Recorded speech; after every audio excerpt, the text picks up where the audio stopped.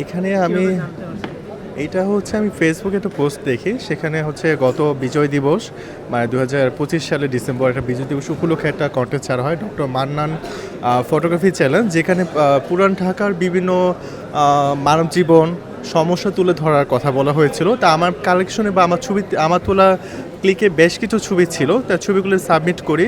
তো এখানে আমি যতটুকু জানতে পারি অসংখ্য ভালো বা প্রতিভাবান প্রতিযোগিতা অংশগ্রহণ করেছিলেন, তাতে অসংখ্য ভালো ভালো ছবি ছিল। তো সৌভাগ্যক্রমে আমি এখানে প্রথম স্থান লাভ করেছি। আর আমি এইভাবে আসলে আমার যে ছবি বা আমার যে ফটোগ্রাফি, এটা আমি মানুষের কাছে ছড়িয়ে দিতে চাই। মানুষের জীবনের যে কষ্ট, মানুষের জীবনের যে জার্নিটা, এটা আমি সবার সামনে পোর্ট্রেট করতে আমি পছন্দ করে থাকি। তাই তার মধ্যে এটা একটা ছিল, সেই ধারাবাহিকতা, এটা একটা অর্জন। আর আমি যে আমার এই অর্জনটা পেয়েছি, সেটা আমি আসলে সবার, যেসব মানুষ কষ্ট করছে, রাস্তাঘাটে পড়ে আছে, যেসব মানুষের ঘর নেই, বাড়ি নেই, আমি তাদেরকে এটা উৎসর্গ করছি। পাঞ্জাবের জগতে একটি বিশ্বস্ত নাম শাবাব এথনিক ওয়্যার।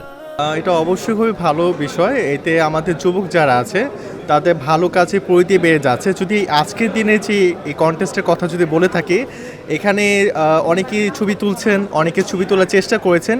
এতে কি হচ্ছে, আমাদের সমাজের যে বিষয়গুলো বা সমাজের যে সমস্যাগুলো, আমরা কিন্তু সেটা ক্লিক করার সুযোগ পেয়েছি।